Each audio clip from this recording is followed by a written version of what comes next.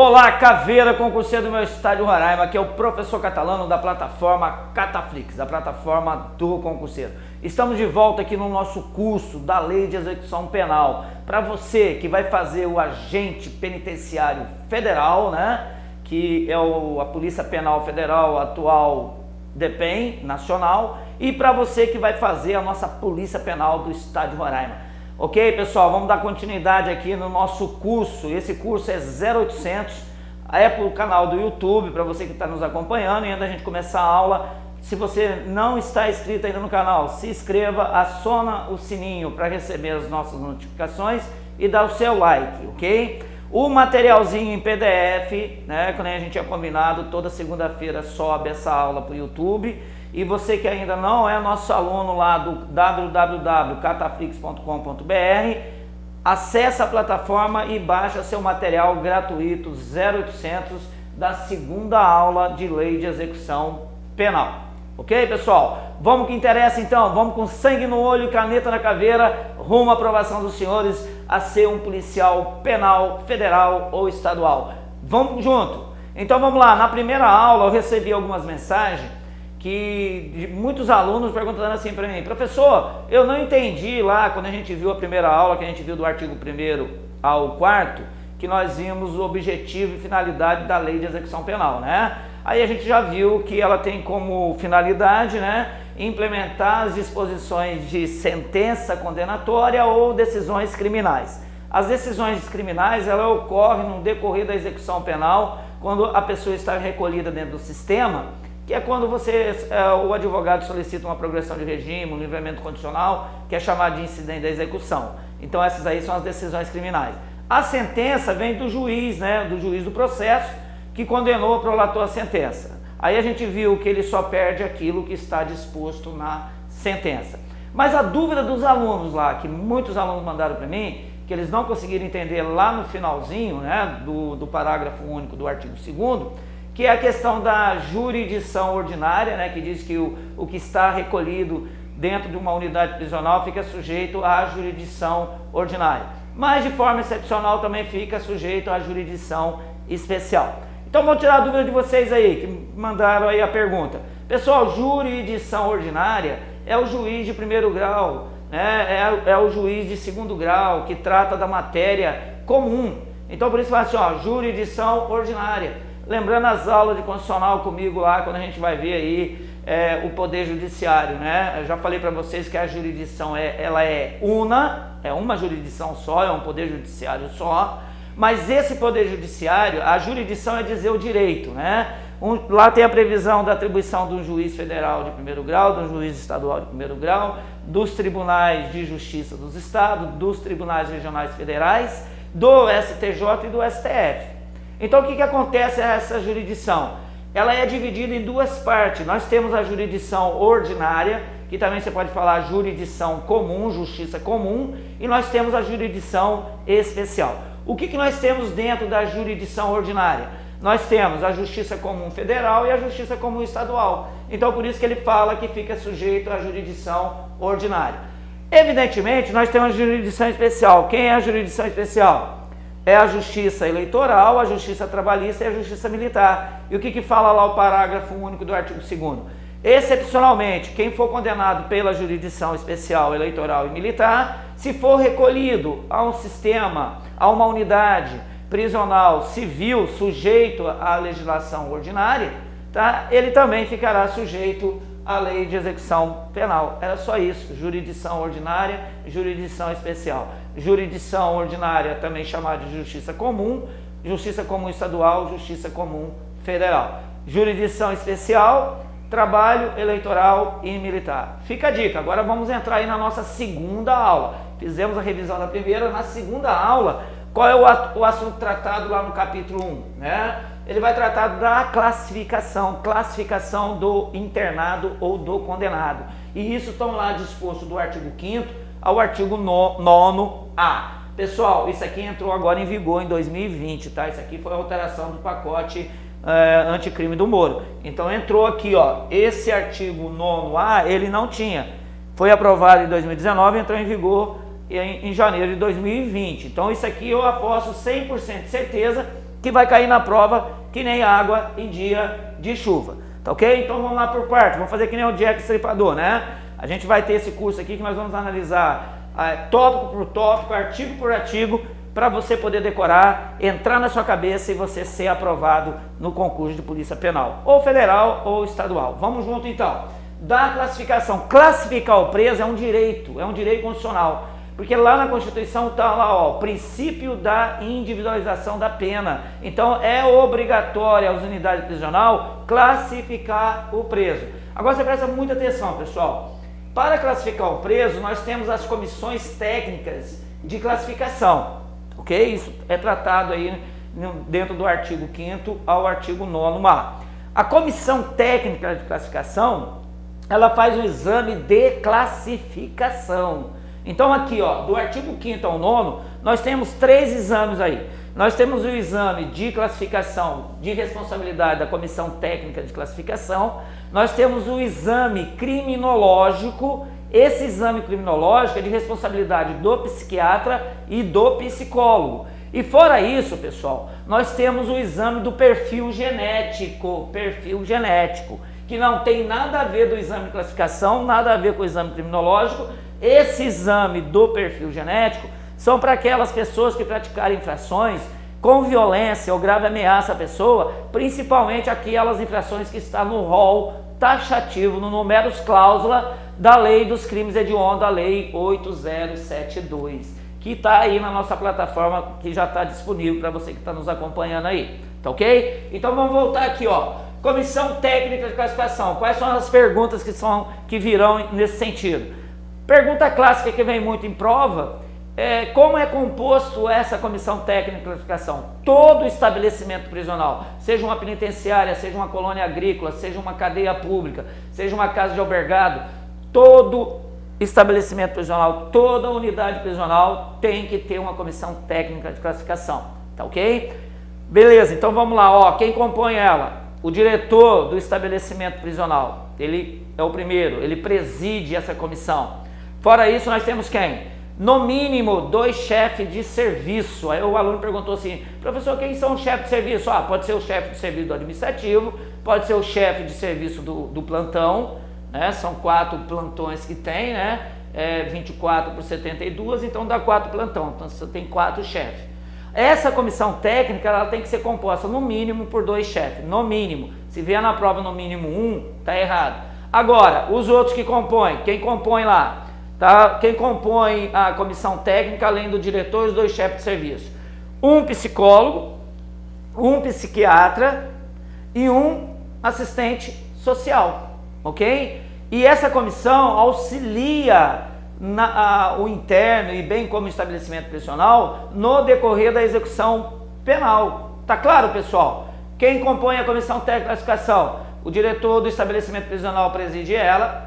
No mínimo 2 chefes de serviço, um psicólogo, um psiquiatra e um assistente social.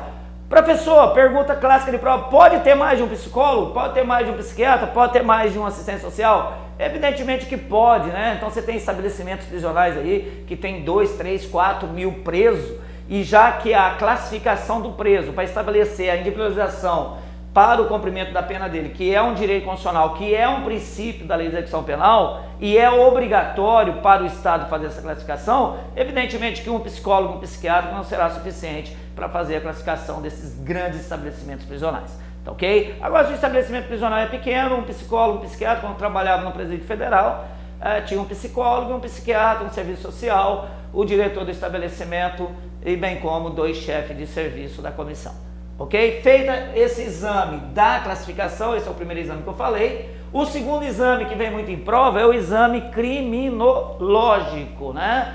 Isso gera uma certa discussão aí na jurisprudência e na doutrina, se é obrigatório ou não é obrigatório. O STF já entendeu que não é obrigatória a realização do exame criminológico. Mas o que você tem que lembrar na prova? Se o juiz, né, entender que é necessário fazer o exame criminológico, olha lá, um ponto diferencial aqui importante.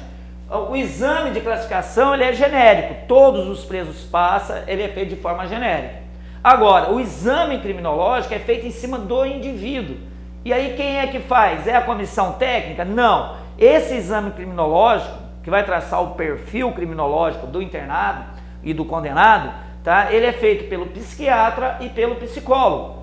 E como forma de orientar o juiz na decisão de uma possível progressão de regime, num possível livramento constitucional, tá? Não é obrigatório, mas se o juiz quiser o exame criminológico, o que fala o STF, né? O que ele falou a jurisprudência? Deverá ser motivado, né? Então, se ele vai pedir o exame criminológico, o juiz vai ter que motivar no seu pedido por que ele está pedindo o exame criminológico. Agora, o exame criminológico é realizado pela Comissão Técnica de Classificação? Não. O exame criminológico é realizado pelo psiquiatra e pelo psicólogo. Ele é mais individual, ele é mais direcionado para o comportamento do interno do condenado, ok?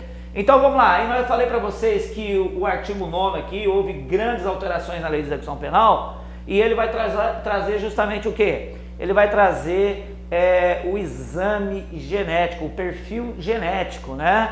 Que não tem nada a ver com o exame de classificação, que não tem nada a ver com o exame criminológico. Então é o perfil genético. Esse perfil genético é através do ácido desoxirribonucleico, né? O DNA, tá? Isso são para criminosos que praticaram infrações de grave ameaça ou violência, principalmente sendo obrigatório para aquele dos rolos taxativos dos crimes hediondos. Tá ok, Caveira?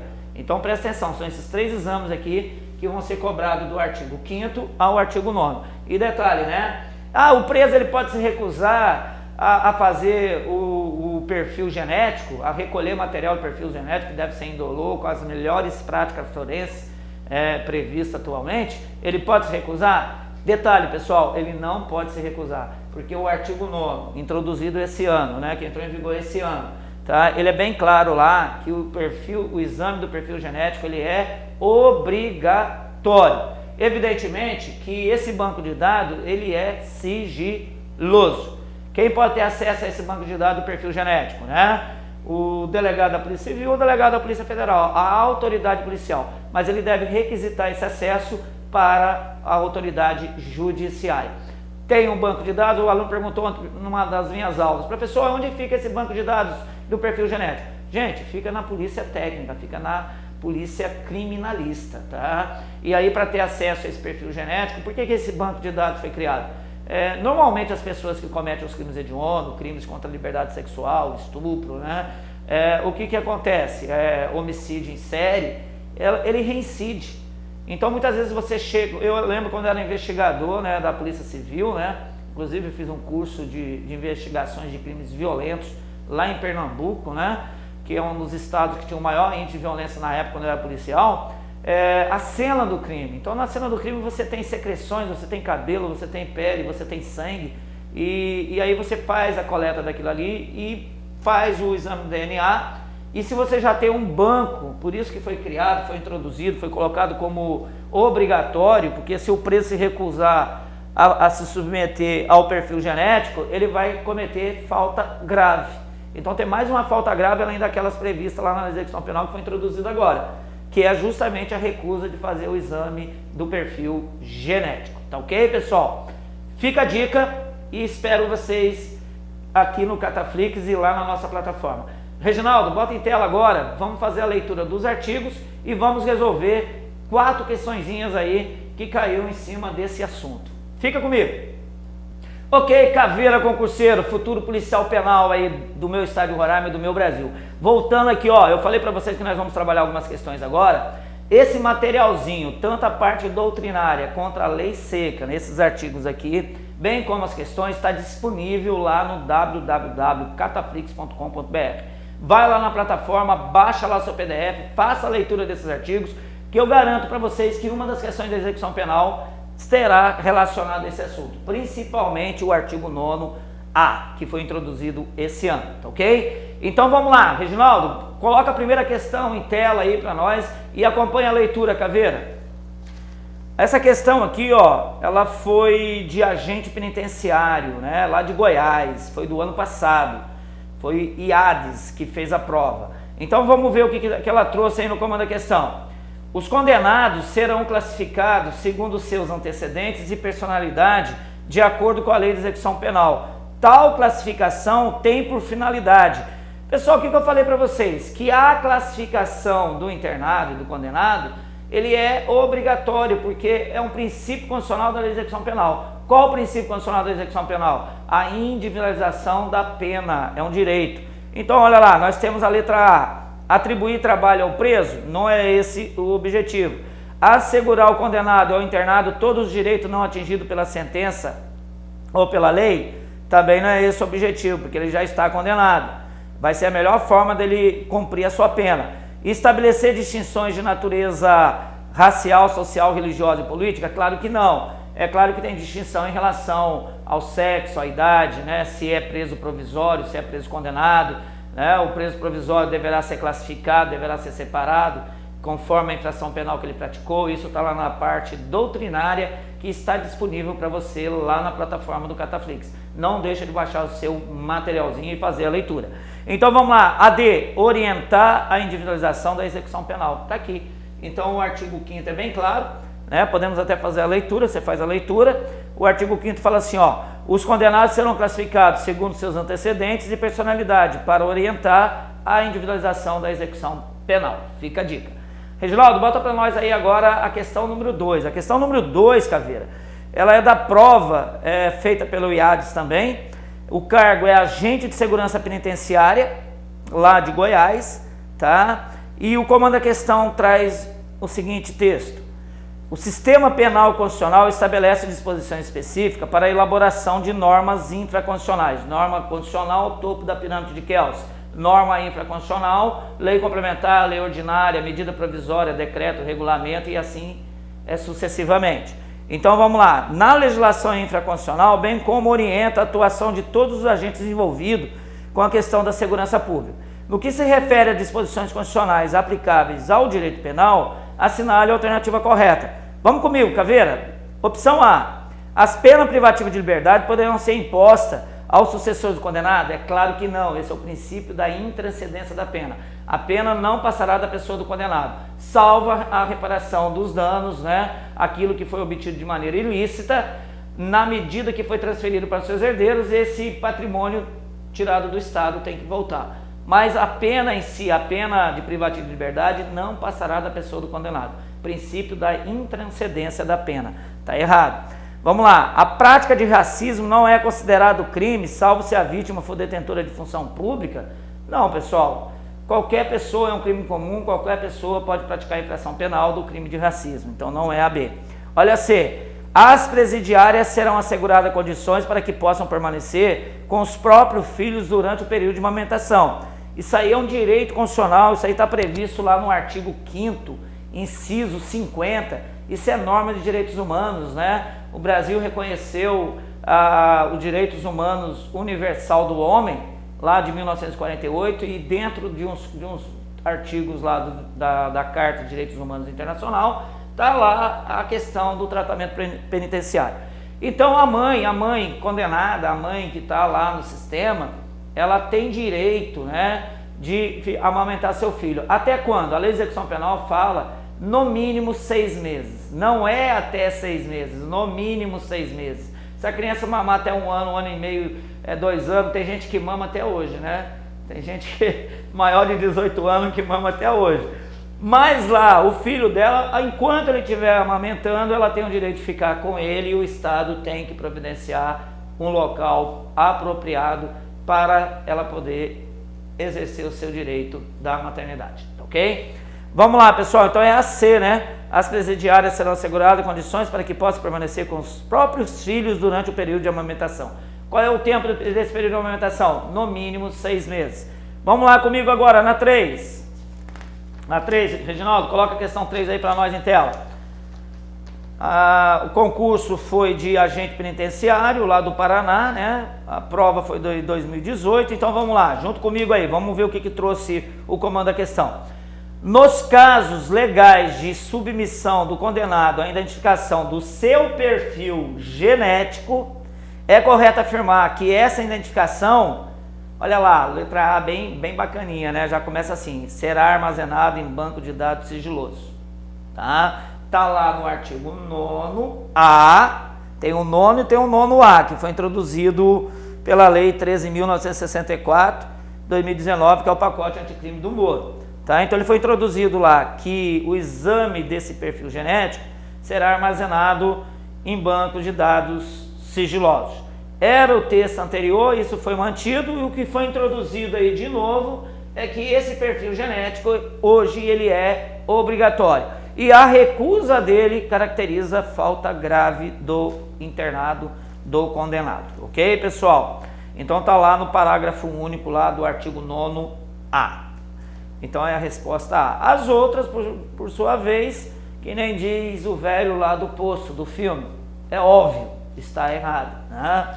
Vamos lá, autoexplicativo. Vamos para a última questão aí, eu espero que vocês estejam aproveitando esse curso da Lei de Execução Penal. Não se preocupa que até o dia da prova vai dar tempo da gente ver os 200 e poucos artigos da Lei de Execução Penal. Você só não pode deixar de acompanhar a gente no YouTube, se inscrever, acionar o sininho, dar um likeinho lá. Vamos chegar a 1000 inscritos essa semana aí no YouTube, tá? Que aí vai facilitar mais ainda, que a gente vai poder colocar materiais, vai poder fazer live aí, tudo que for surgindo novo, mas tem que ter 1000 inscritos. Vamos lá, rumo aos 1000 inscritos. E vão pro like e continua acompanhando a gente aí. E baixa lá, baixa a sua apostilinha em PDF com os exercícios, teoria, doutrina e lei seca, para você fazer a sua leitura em casa com tranquilidade. E é tudo 0800, tá ok? Venha para o Cataflix. Vamos para a última questão, Reginaldo.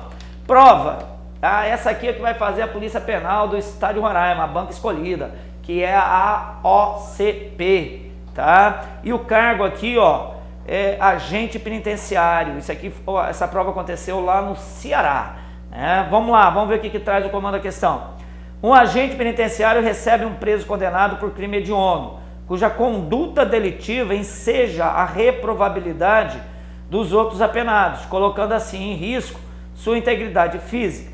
Nesse sentido, segundo o distame da Lei 7.210, ao classificá-lo, o agente penitenciário vai fazer o quê, pessoal? Se ele cometeu o crime hediondo, você vai colocar a letra A, acompanha comigo aí, ó, colocar o preso em um local onde haja somente apenados que cometeram crimes hediondos? Não, porque mesmo aqueles que cometeram crimes hediondos, eles deverão ser separados, tá? B, colocar o preso em dependência destinada a apenados, ex-funcionário da administração da justiça criminal. A gente sabe que ele não está falando que ele era agente de órgão de segurança pública, então não é a B. Vamos ver a C, colocar o preso em local próprio, segregado dos demais. Isso é relacionado à medida de segurança, está previsto lá no artigo 84, parágrafo 4º da Lei de Execução Penal. Então a classificação ajuda a ver qual é a infração penal que ele pegou e vai classificar e separar preso provisório, preso condenado. No preso provisório classifica conforme a gravidade da infração. No preso condenado também vai analisar a infração, tá? E dentro da personalidade de cada um e a sua capacidade de cumprir a execução penal. Ok, Caveira, o que eu posso falar para vocês? Mantém, Caveira, mantém aí no nosso canal YouTube, não esqueça, dá um likezinho, aciona o sininho e se inscreve no nosso canal se assim você ainda não fez. Então, dá o nosso joinha lá e a gente continua aí rumo à sua aprovação para ser um policial penal federal ou um policial penal estadual. Estamos juntos, dá seu like, um abraço.